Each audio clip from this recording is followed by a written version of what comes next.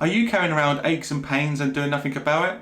Well, in this episode, I'm going to give you some advice on how to pre-manage these niggles so you can stay injury free. Okay, let's get to it.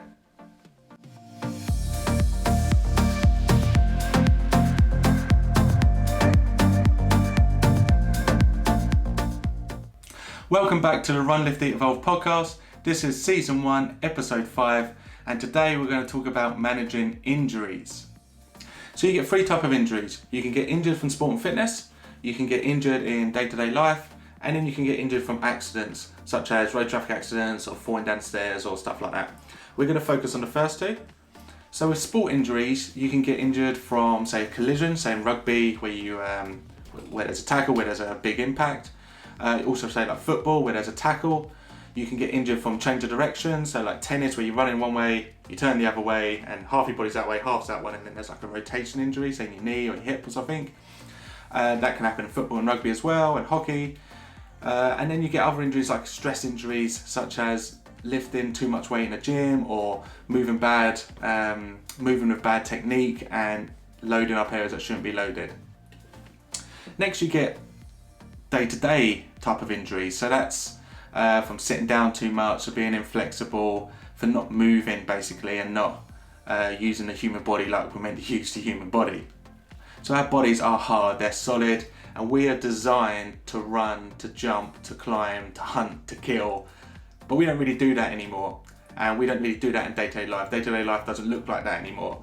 So in sport, you with your training in sport, that promotes you to move as we're designed to move, and you focus on getting the body to perform, and that's what our bodies are made to do. In day-to-day life, because we don't have to do that stuff anymore to survive, we can tend to sit down too much, we can tend to look at our phones too much and get like neck problems and get back problems from sitting down, and lazing around, sitting down too much, not walking, not covering enough distance in a day, and that can start to lead to other injuries.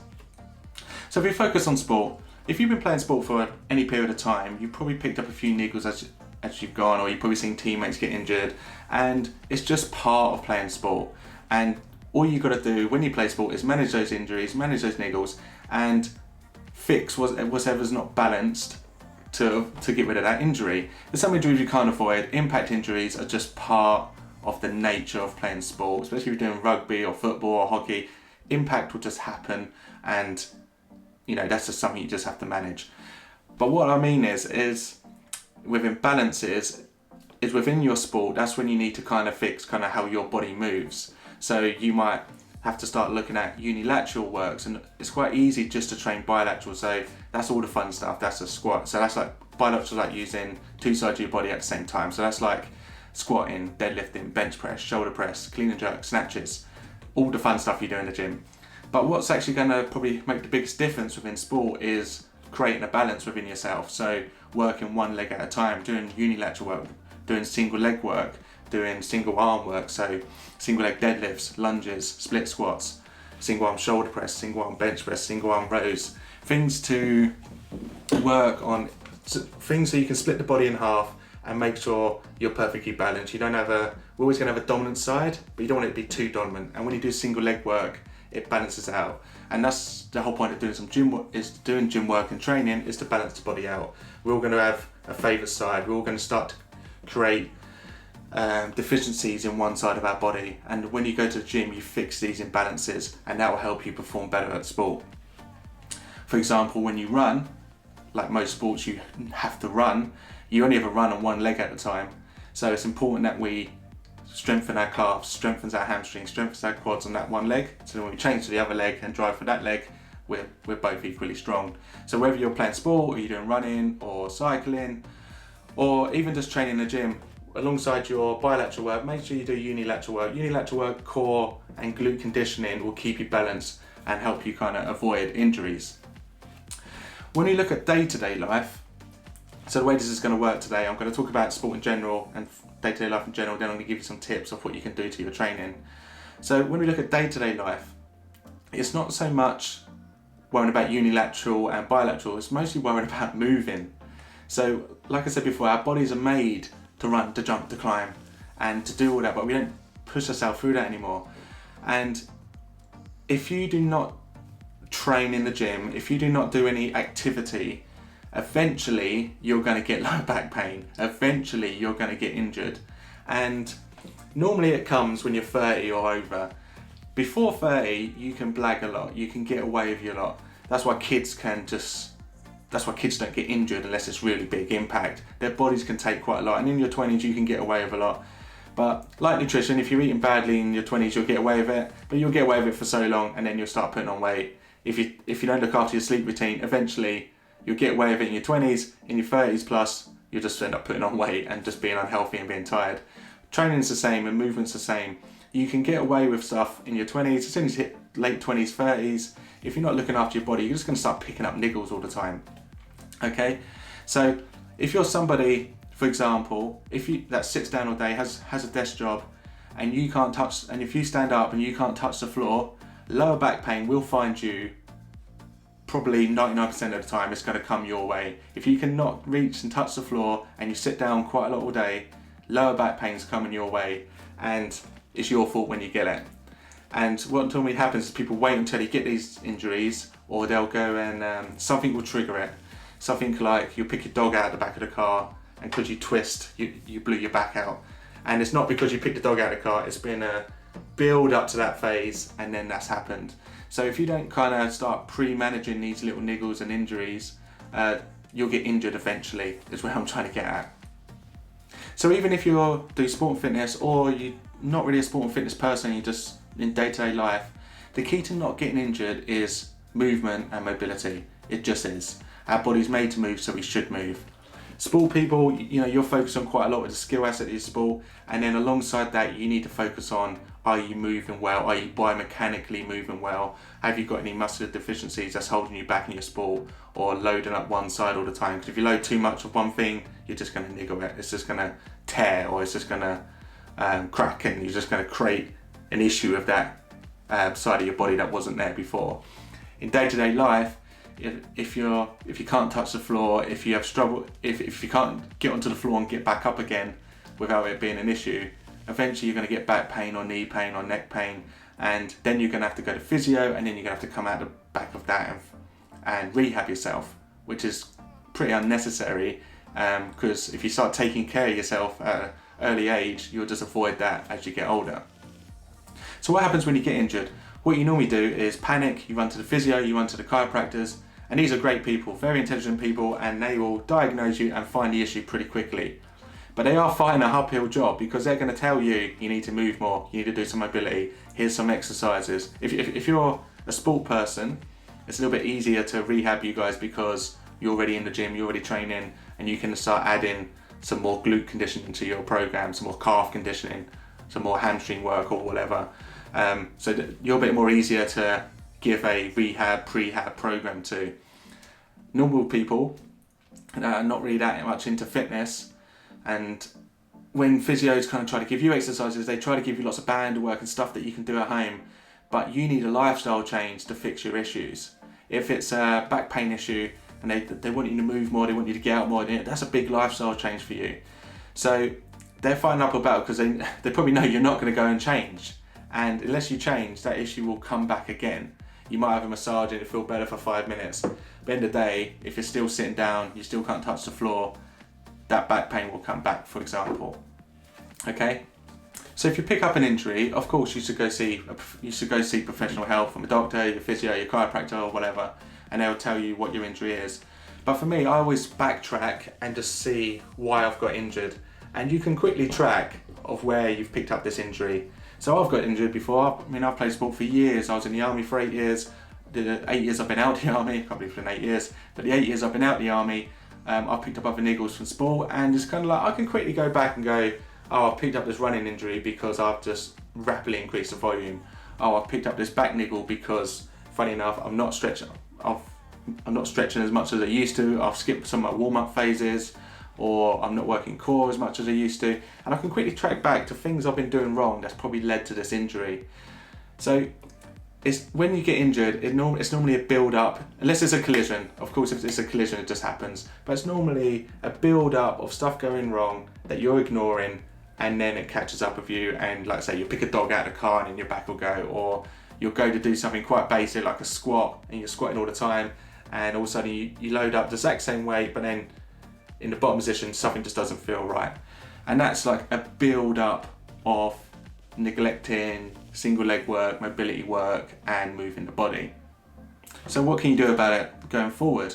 Well, like I say, if you're a sport person, start looking at your balances, you look at your unilateral work, and then look at kind of what's affecting your game and what you can improve on, and you'll build up to the game and everything to do with your sport. If you're, and that counts for like say CrossFit as well, and gym type of competitions, fitness competitions. If you're rubbish at a certain style of movement, or you have a mobility deficiency overhead, as in you can't get your bicep to touch your ear, that's stuff that you need to fix before you start loading it with outrageous weight. That's all the banded work and the prehab and the warm-up stuff you might need to change before you start progressing in that exercise. But if you don't tackle it, eventually it's going to catch up on you. You can only chuck weight around for so long with tight pecs and tight shoulders. You can only get away with that for so long. It's the same with like squatting. If your knees are collapsing every time you squat, eventually you're going to get an ACL, niggle, or eventually something's going to go wrong further down there. So you might need to look at fixing your ankle mobility, fixing your hip mobility, and then building strength in that area to avoid you collapsing underweight when it matters. In real life, what we could do, we need to just move more. So just because you do 15 minutes of stretching a day and you walk 10,000 steps, that doesn't make you a fitness junkie. That just means you're moving well. People that get dogs accidentally probably do this by walking 10k a day. And 10k a day is like an hour's walking. And we're in lockdown at the moment. A lot of people are not leaving the house unless you've got a dog, because we're not commuting to the station and then commuting into work. So some people accidentally cover 5k, 10k just in their commute to work. Because they're not commuting to work, if you've picked up and you're feeling tired and your body's hurting, you could probably backtrack and say, actually, I don't leave the house Monday to Friday. On the weekend I get out, but I'm not moving as much as I used to. So eventually that's going to catch up on you, and then you're going to pick up a niggle. You just are. So people that got dogs accidentally start walking 10k a day because the dog demands it, and they just make time. If you're someone that's never had a dog before and get a dog, I just know a lot about dogs, that's why I'm talking about dogs. If you're someone that's never had a dog before and then you get a dog, all of a sudden there's this 2 hour slot in your day that's now come available out of nowhere where you have to take this dog out. So people who've got dogs accidentally start walking 10k a day, and then they just get healthier and fitter, and then their body starts taking care of itself. So something you can immediately do, and everyone should do, is walk 10,000 steps a day, and try to do a little bit of stretching and mobility. And if you don't know where to start with stretching and mobility, in the link below you'll see links to my Instagram and my mobility program. But in my Instagram there's loads of stretching videos on there which you can just watch, follow, and just do. On my YouTube channel there's some stretching videos you can follow, and you'll be surprised how good you feel after taking 15 minutes to kind of open up your hips, stretch out your hamstrings, work on your calves, open up your pecs. You'll be surprised how good you feel. If you're not someone that stretches all the time, how good you feel after a 15-minute stretch and flow and doing 10,000 steps. And if you do that for a month, you'll be surprised the changes in your body that will happen. And these little back niggles and most of these niggles will probably go away because of that. So to summarise then, injuries are just out there. If you play sport and fitness and push your body to the max, you've got to make sure you're prepared to push your body to the max. If you're sprint, there's some things that can't be avoided in sport, but if you're sprinting, your hamstring goes because you gave no care into looking after your hamstring flexibility, then it's your fault that your hamstring went.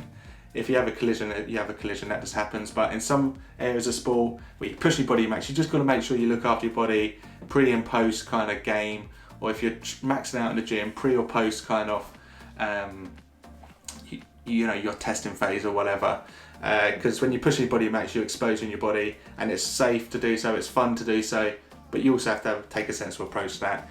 In day-to-day life, if you're sitting down too much and you're not moving, don't complain when you get back pain, because it's only your fault, and we are 100% responsible for our bodies, and the better we move, the better the health and longevity we're going to have within our bodies. And like I said earlier, our bodies are tough, you know, we can take a lot, the human body can take a lot, and we see it in sport and fitness. And I remember when I was in the army, you know, I could run, lunge, jump, crawl, climb over a wall without even thinking about it. It's just something we do, and it's just the way we got trained. You know, the closest I got to that was then playing rugby, where you're on the floor, you're up the floor, you know, you're on the floor, you're up, you're sprinting, you're back down, you're tackling, you're wrestling, and you know, rugby kind of makes you kind of move like that, and that's how your body should move, should be able to move.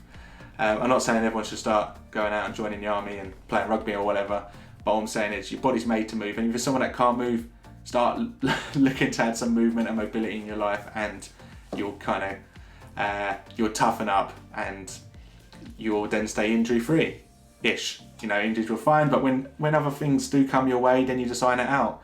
You know, like I train quite hard and I look after my mobility and the way I move, and then I'll be like, but once you kind of hit a level, the next level will unlock where you might need to focus a bit more on a certain area. Like you can only get so far until you get more mobility here, or you improve your ankle range, for example, if you want to be better at Olympic lifting and squatting.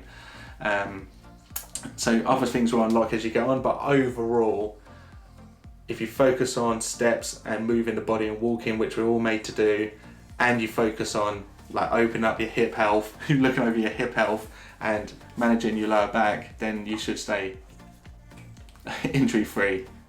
Well, I hope you found this episode useful. Of course, if you are picking up injuries, seek professional advice, but also backtrack yourself and kind of look at your approach to life and how you're looking after your body. And if there is issues, you know, we are responsible for ourselves. Okay, right, so next week is episode 6, which is the final episode within this season, and we're going to reflect back on 2021 so far, look at kind of what's happened so far, and you know, the plan going forward after that.